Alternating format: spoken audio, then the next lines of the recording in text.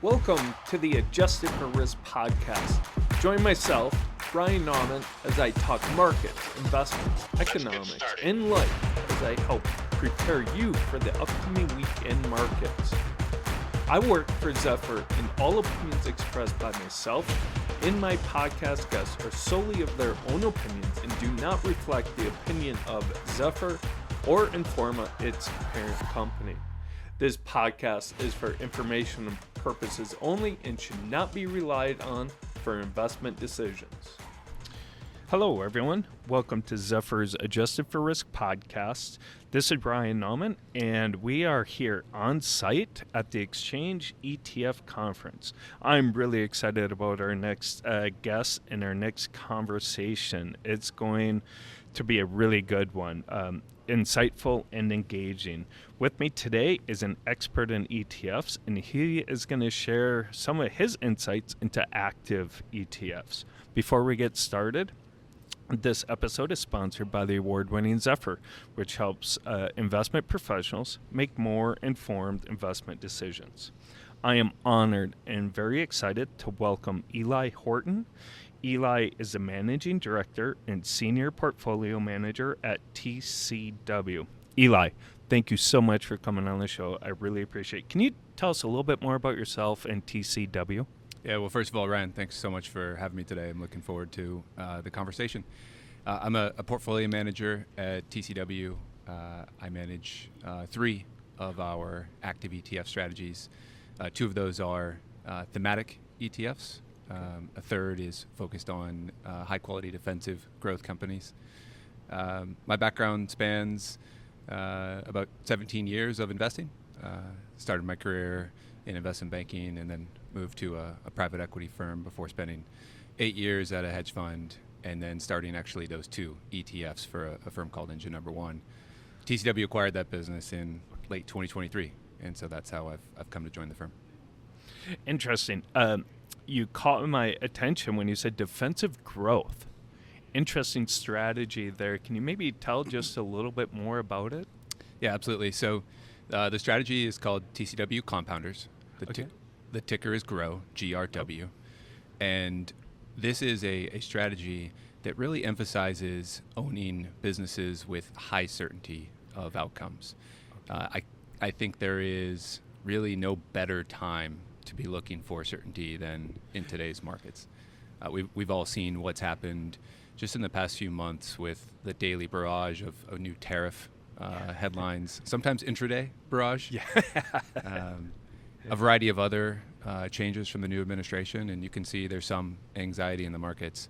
This strategy focuses on owning companies that we think are all-weather businesses with predictability of outcomes, very high recurring revenues, strong free cash flow generation, capital light, companies that will benefit relative to more cyclical businesses in this type of environment. Fantastic. You know, Eli, you said it right at the opening. I often say there's only one certainty in this industry, and it's markets don't like uncertainty. And we are, the tariffs are unpredictable.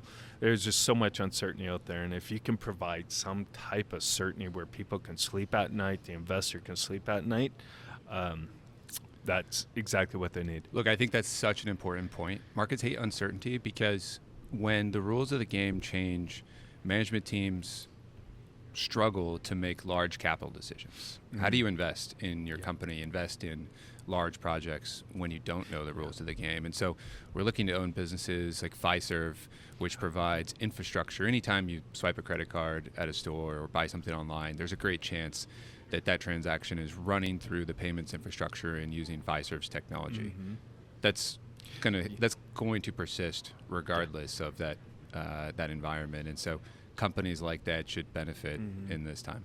No, that's a fantastic example. I hardly ever carry cash. My dad is probably rolling in his grave right now realizing I never carry cash and I'm traveling. It's like it's all transaction card-based.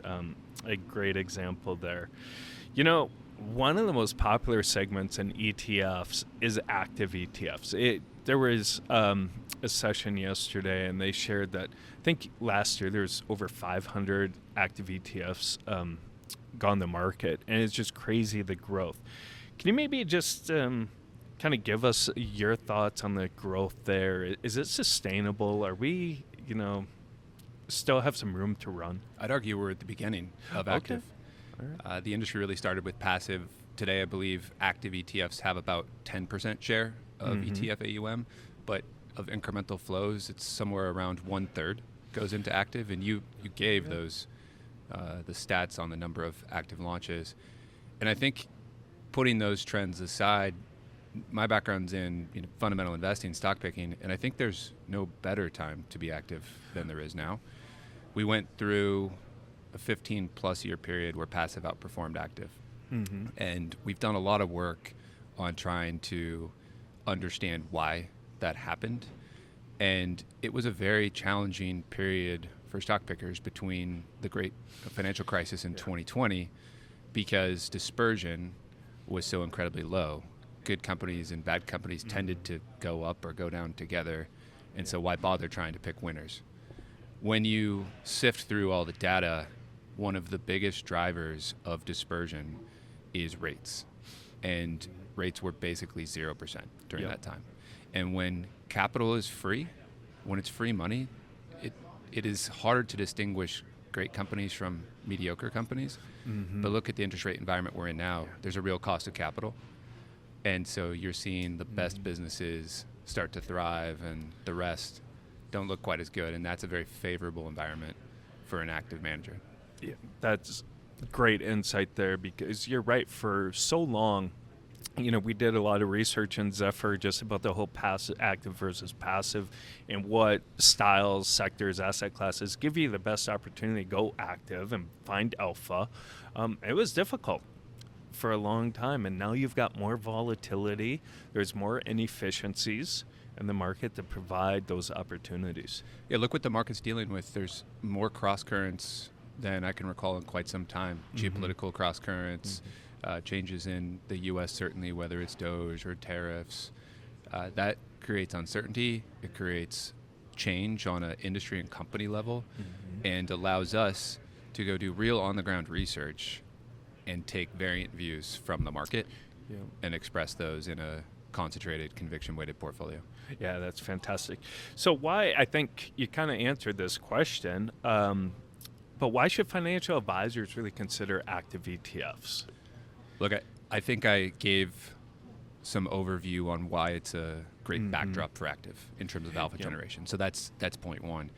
Point two, I think there's some very, very meaningful structural trends taking place now, and we could call them mega themes, I suppose. And the two that we're particularly excited about are the energy transition and the reshoring of manufacturing to the U.S. These are trends driving trillions of dollars of capital investment, and they will persist for decades. We can't migrate to a renewable energy system anytime soon. It's taking decades. Duplicating or adding manufacturing in the U.S. will take many, many years. And so when there's that type of large-scale systems change, it pays to be active. Yeah. Fantastic. Yeah. I'm at heart more of a active investor, but and I would pay an extra expense ratio to get active management. But I also realize too, it's not exclusive, right? You should there's, like I said, asset classes, styles that maybe benefit passive, right? There's less inefficiencies or more inefficiencies, and it's not wrong to include active and passive in the same investment portfolio. I think that's right, and I'll add one more thing, just on those themes I mentioned. Not only do I agree with you that it makes sense to have a mix of the two, but take the energy transition and supply chain reshoring. If you just own a broad-based index like the S&P 500, you actually have very, very little exposure to those themes. You're really overweight 7 to 10 companies, and you're overweight tech and communication services, digital, but you'd have something, give or take 10% exposure to the energy transition, to supply chain reshoring. And that's where we think a regime change is taking place and new winners are emerging. Yeah, that's a very good point, because if you just invested in Spider, and then maybe you're investing in, you like those tech names, those Mega 7, all of a sudden your portfolio is highly concentrated in those names, and there goes your diversification. So very good point. What's the future hold for active ETFs? We talked about the growth. You said it's a great opportunity, and we're kind of at the ground floor here. What's the future hold, do you think? Look, I think we're at the beginning of significant growth for that industry. We talked about how ETFs are growing rapidly. If I recall correctly, ETFs have taken in nearly $4 trillion in flows in the past 5 years. At the same time, I believe the mutual fund industry has lost over $1 trillion in flows. So there's structural advantages to the ETF wrapper. Mm-hmm. So that's layer one. Then drill down to layer two, we're seeing active ETFs begin to take share from passive. And for the reasons that we have already talked about, I think that continues. Mm-hmm. These are structural trends, so one would imagine there's years of persistence here. Eli, fantastic conversation. Thank you for sharing such great insight. You're a wealth of knowledge in the space. Great stuff to help financial advisors understand the current landscape, why active, and you threw in some, I love the macro backdrop and the investment backdrop. Always good to hear. Thank you so much. It was an honor to have you on. Where can our audience get more information about TCW? You can learn more at etfs.tcw.com or the tcw.com homepage and navigate to ETFs. Awesome. Fantastic. Thank you, Eli. Thank you, everyone, for listening to this episode of Zephyr's Adjusted for Risk podcast. You can catch all of our other podcasts on the Zephyr YouTube channel, as well as on Spotify and iHeartRadio. And please feel free to, or remember to subscribe to the Zephyr YouTube channel and like us and follow us on LinkedIn. Thank you, and have a great rest of your week.